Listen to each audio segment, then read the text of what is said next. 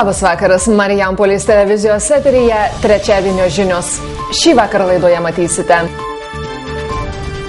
Marijampolės apskrities gyventojams grąžinta daugiau nei 8 milijonai litų gyventojų pajamų mokesčio permokos. Ką marijampoliečiai mano apie idėją Marijampolėje įrengti kolumbariumą? Tarp gražiausių savivaldybės sodybų Dianos Zubavičiūtės žavinti išskirtiniais sprendimais. Marijampolės apskrities gyventojams grąžinta daugiau nei 8 milijonai litų gyventojų pajamų mokesčio permokos. Tačiau dalis gyventojų liko skolingi valstybei. Nemažai ir tokių, kuriems buvo privalu deklaruoti pajamas, tačiau šios prievolės neįvykdė. Marijampolės mokesčių inspekcija informuoja, kad apskrities gyventojams teisingai užpildžiusiems gyventojų pajamų mokesčio deklaracijas ir jas pateigusiems iki gegužės 2 dienos pervesta 8 milijonai 400 tūkstančių litų praėjusiais metais permokėto gyventojų pajamų mokesčio. Suma panaši kaip ir 2012 metais. Pinigai pasiekė 26 tūkstančių apskrities gyventojų sąskaitas. Aišku, didžiausia suma buvo pervesta Marijampolės savivaldybės gyventojams, jiems buvo pervesta netoli 4 milijonų ir grąžintinas gyventojų pajamų mokesčio sumas gavo virš 11 tūkstančių gyventojų. O atitinkamai mažesnėse savivaldybėse, aišku, tie skaičiai yra mažesni ir jeigu pasižiūrėti, lyginti su visais gyventojais, kurie pateikė deklaracijas, mes jų turėjom apie 46 tūkstančius gyventojų apskrityje, tai maždaug pusiai gyventojų buvo pateiktos grąžintinos sumos. Tačiau dalis gyventojų liko skolingi valstybei. Taip nutiko, nes kai kuriems pernai buvo pritaikytas didesnis nei priklauso neapmokestinamųjų pajamų dydis. Mokesčių inspekcija ragina kuo greičiau susimokėti skolas, nes nuo gegužės 2 dienos skaičiuojami delspinigiai. Yra nemaža dalis gyventojų, kurie turi ir mokėti. Jeigu gyventojas įprastai jis pateikia savalaikiai deklaraciją tvarkingai iki gegužės 2 dienos metams pasibaigus, tai jis ir mokestį dažniausiai susimoka pakankamai laiku arba kreipiasi į administratorių, kad mokestis būtų išdėstytas, ir tiesiog susitarimo tada metu jis moka pagal taip, kaip buvo susitarta. Tačiau, aišku, su tais, kurie nevykdo deklaravimo prievolės, mes turime problemą ir su sumokėjimu. Todėl mes siunčiame jiems priminimus, nurodymus, kviečiame, ir po to jau taikome įvairias sankcijas. Toks palengvinimas, galima galbūt sakyti, tai yra būtent, kad gali išsidėstyti gyventojas mokėjimą, po mažesnę sumą, bet vis tiek jį sumokėti reikės. Mokesčių administratorių neramina, jog nemažai regionų gyventojų, kuriems buvo privalu deklaruoti pajamas, šios prievolės neįvykdė. Tie privalo arba pateikti deklaraciją elektroniniu būdu, arba atvykti į mokesčių inspekcijos teritorinį skyrių. Šiaip jau jie daugumai iš jų yra gavę pranešimus, priminimus, kad jie prievolės neįvykdė savalaikiai. O kas jiems grėsia? Jiems grėsia administracinė atsakomybė už deklaracijų nepateikimą nuo 200 iki 500 litų bauda. Marijampolėje žadama statyti kolumbariumą. Jis turėtų iškilti naujose miesto kapinėse. Šią idėją jau pritarė savivaldybės tarybos kolegija. Šiandien teiraujamės marijampoliečių nuomonės. Vieni mano, kad tai patogus laidojimo būdas, kiti priešingai įsitikinę, kad jis Marijampolėje neprigis. Aš manau, kad tai iš tikrųjų visiškai nauja visame kame. Ir aš manau, kad labai reikia tartis, diskutuoti, išsaugant visas mūsų tokias esminės, pamatinės vertybės. O naujovės visada protingai reikia diegti, tiesiog tas balansas, kuris mieste sprendimuose, kuriant miestą, gražinant miestą, priimant sprendimus, jis šiai dienai yra išlaikytas. Taip kad iš tikrųjų idėja gera, bet aš kadangi labai tokia santūri, tai aš linkusi diskutuoti. Nenorėčiau. Norit tradiciškai? Jau. Labai gera, jeigu aš tik tai tiek, kad turiu kapavietę, o taip tai jau labai norėčiau. Kodėl? Tai kam te, dabar turim kapavietę ir toli ąžuolų būdo ir baisiausia, kiek darbo. būtų daug geriau, mažiau tų žemių reiktų į visko. Aš jau pareiškiau savo valią, aš tik degysiuos, vyrą palaidojom senoviškai, viską, bet žinokit, tikrai priežiūros daug, žemės daug reikia, gražu, bet aš kažkaip prie naujovių. Dabar kremuojasi jau daug, jau, ką žinau, man atrodo, kad labai prigis. Kiek girdžiu, mano dukra Kaune gyvena, tai ten tik spėja pastatyti, jau tiesiog užimta. Tai aišku, urna. Kodėl? Nežinau, greičiau į tą dulkę pavirsti, jau kas neišvengiama, tai man kažkaip estetikos daugiau tokiam laidojimo būde. Ar tai neprieštarautų mūsų tradicijų? Nemanau, kažkadagi degindavo į karžygius ant laužų didelių. Man tai patinka. Man tai ne. Kodėl? Kaip pasakyti, jį ir degina tą kūną, ar ne? O aš nenorėčiau, kad aš lankstyčiausi. Kad reikia. O kodėl? Kodėl? Tai ką? Paėmė sudegina į urną, įsidėję ir viskas. Da, geriau sudeginus pakaina. Mažiau rūpesčių. Taip, parsinešė, įsidėję, pasistatė kur nors ant spintelės ir viskas. Prieš, grinai prieš. Kodėl? Todėl, kad žmogus turi būti tradiciškai palaidotas, o ne kokiose urnose supiltas. Pagal baltų gentis. Bet kai kas sako, tai yra patogiau, mažiau priežiūros. Man tai nepriimtinas dalykas. Kaip manot, ar štai idėja Marijampolėje prigis? Manau, kad ne. Ne, man.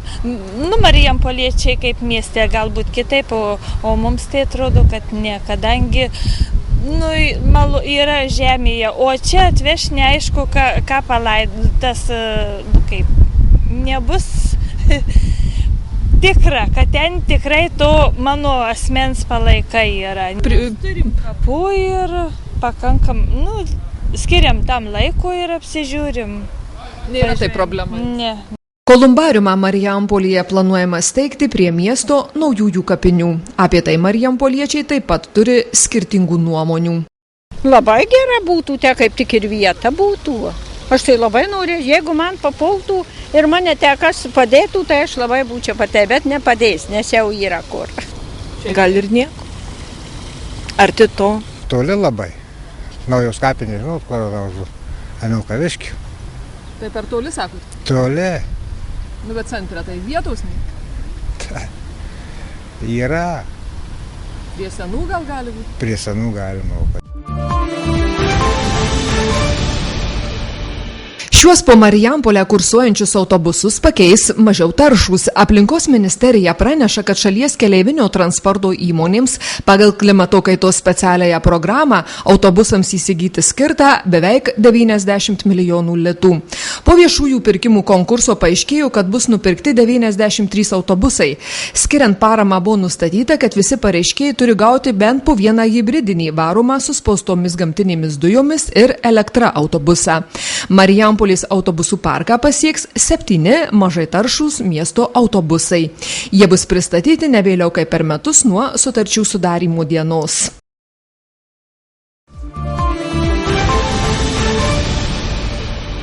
Vakar policija užregistravo 5 vagystes, o vagiama viskas. Marijampolietis gyvenantis Jaunimo gatvėje neteko 2 dviračių.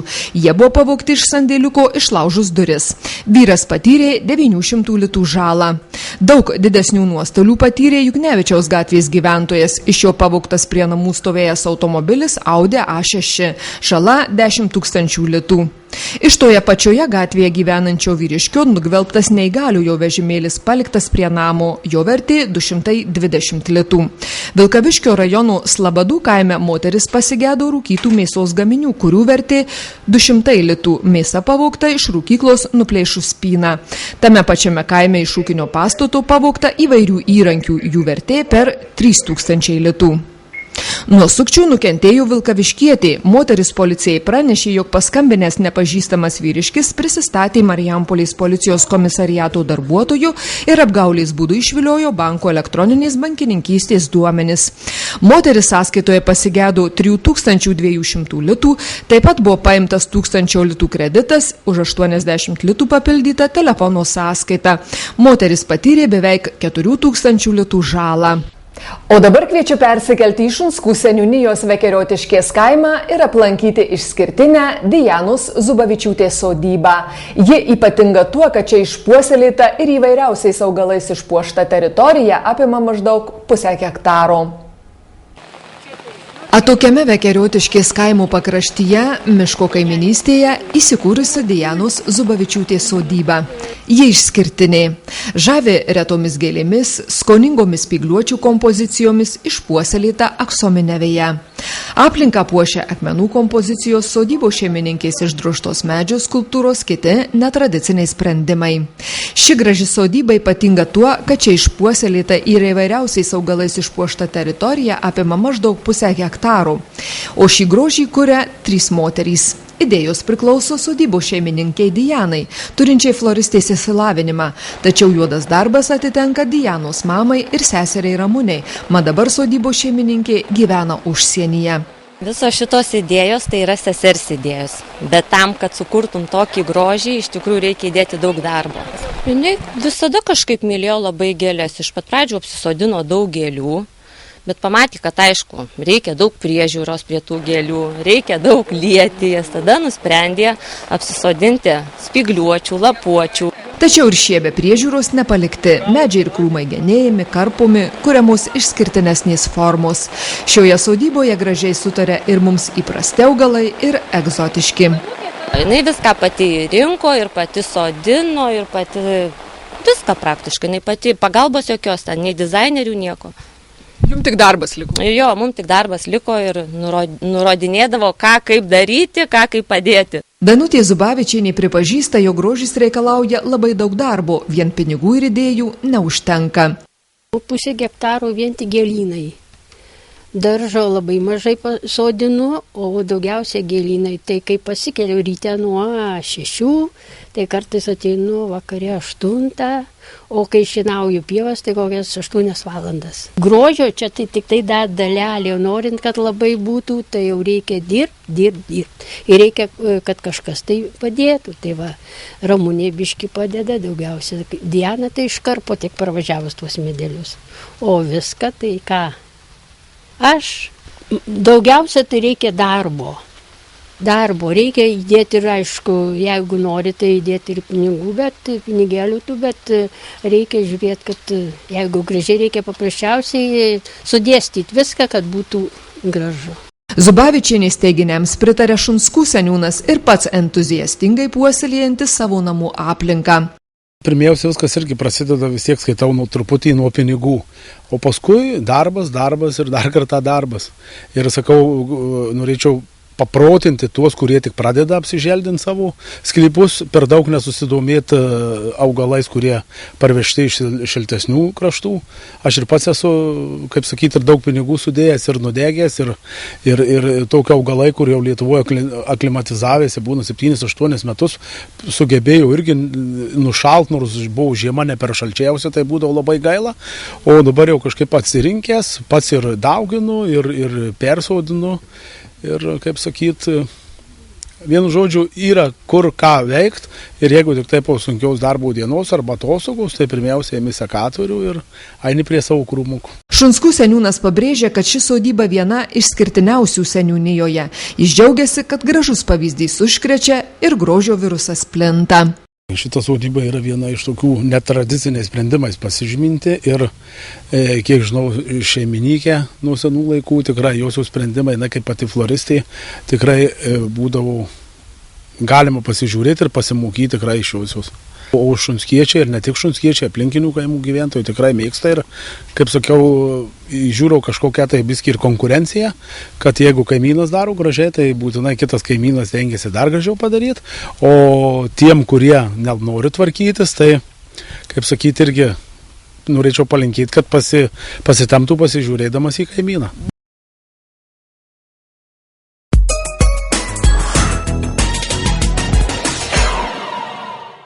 Uždaroji akcinė bendrovė Eldoradas vieninteliai Marijampolės regione plieninių sienų, stogų dangų, lietaus sistemų gamintojai. O štai tokio profilio čerpės imitaciją aukštos bangos ir daug tvirtesnę už kitas bendrovė Eldoradas gamina apskritai vieninteliai Lietuvoje. Žaliavas įmonė atsiveža iš Prancūzijos, todėl garantuoja kokybišką ir ilgaamžę produkciją. Dirbama švediškomis automatizuotomis staklėmis pagal švedų technologiją, o profesionalūs meistrai greito ir kokybiško darbo garantas. Bet koks užsakymas įvykdomas per savaitę ir greičiau. Bendrovės Eldoradas produkcija gausiai naudojama ir Lietuvoje, ir už jos ribų. Įvertinkit kokybę bei profesionalumą ir jūs. Orų prognozę pristato televizijos ir interneto tiekėjas Seagates.